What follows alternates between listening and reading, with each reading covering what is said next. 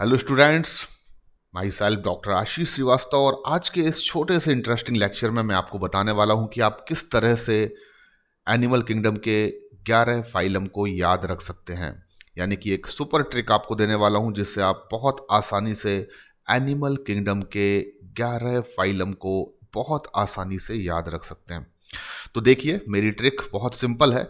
हम यहाँ पर क्या करने वाले हैं कि एक छोटी सी ट्रिक बनाने वाले हैं, और ये ट्रिक थोड़ी सी आपको लग सकती है कि कठिन है, लेकिन फिर भी इस ट्रिक को आपको याद रखना ज़्यादा सही रहेगा, क्योंकि उसका एक कारण है कि मैंने सभी फाइलम के इनिशियल 2 या 3 लेटर्स को लेकर इस ट्रिक को बनाया, ताकि ट्रिक में उपयोग होने वाले जो शब्द होंगे उनसे आप फाइलम का नाम आसानी से याद रख सकें।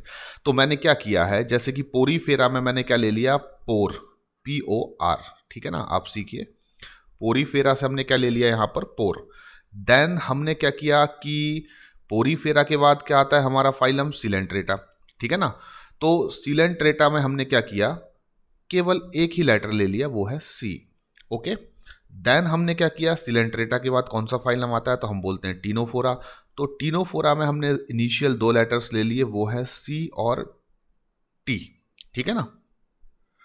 उसके बाद आता है आपका प्लेटी हेलमिंथस। तो प्लेटी हेलमिंथस में हमने क्या ले लिया, PL और A, ठीक है।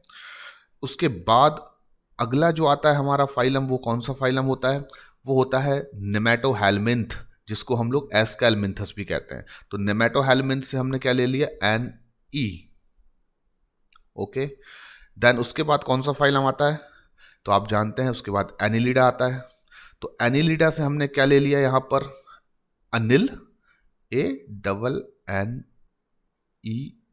अनिल, ठीक है ना। उसके बाद कौन सा फाइलम आता है, तो आप कहेंगे ऑर्थ्रोपोडा आता है। तो ऑर्थ्रोपोडा में हमने थोड़ा सा कंफ्यूजन था, तो हमने इसको और कर दिया, आर्थ्रोपोडा को हमने क्या कर दिया, और, ठीक है। एंड उसके बाद कौन सा फाइलम आता है, तो आप कहेंगे इसके बाद फाइलम जो आता है मोलस्का आता है। तो मैंने मोलस्का से क्या ले लिया, MOLLU, मोलू, ठीक है ना। उसके बाद कौन सा फाइलम आता है, तो आप बोलेंगे इसके बाद इकाइनोडर्मेटा आता है। तो इकाइनोडर्मेटा से हमने क्या ले लिया, E और C को, यानी E एंड C, एक, ठीक है ना। उसके बाद कौन सा फाइलम आता है, तो आप कहेंगे हेमिकॉर्डेटा आता है। तो हेमिकॉर्डेटा से हमने क्या ले लिया, HEMI, ओके। उसके बाद कौन सा फाइलम आता है, तो आप कहेंगे उसके बाद फाइनली कॉर्डेट्स आते हैं। तो कॉर्डेटा का हमने क्या ले लिया, CHORD, कॉर्ड। अब मैं यहाँ पर एक ऐसा सेंटेंस बनाऊंगा जो आपके लिए याद रखना बहुत आसान होगा कंपैरेटिवली, कि आप 11 फाइलम को एक सही क्रम में, एक सही सीक्वेंस में याद रखने में जितनी मेहनत करेंगे, उससे कम मेहनत आपको यहाँ पर करनी होगी। तो पोर CCT प्लेन में यहाँ पर मैंने एक हिंदी का छोटा सा अक्षर जोड़ दिया, मैं। पोर CCT प्लेन में अनिल और मोलू ने एक हेमिकॉर्ड दिया। तो ये एक सेंटेंस मैंने बनाया। इस सेंटेंस का कोई बहुत बड़ा मीनिंग नहीं निकलता है, लेकिन इस सेंटेंस को बनाने में जितने भी अक्षरों को मैंने उपयोग किया है, वो कहीं ना कहीं फाइलम के इनिशियल लेटर्स हैं। आप देख सकते हैं बड़े आसानी से, POR, पोर CCT प्लेन में अनिल और मोलू ने एक हेमिकॉर्ड दिया। तो pore for porifera, C for coelenterata, CT for ctenophora. Plane के PLA से प्लेटी हेलमिंथस, और NE से आपको याद रखना है एस्केलमिंथस, जिसका सही नाम जो होता है वो निमेटोहेलमिंथ होता है। तो एस्केलमिंथस को हम निमेटोहेलमिंथ भी कहते हैं, इसलिए प्लेन के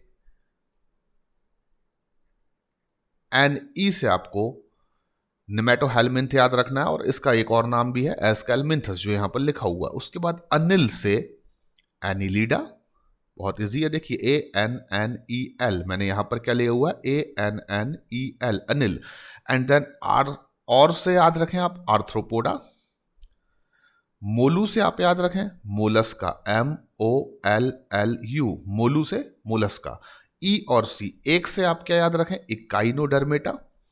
हैमी से क्या याद रखें आप, हेमिकॉर्डेटा। एंड कॉर्ड से क्या याद रखना है हमें, कॉर्डेटा। तो बहुत इजी है आपके लिए।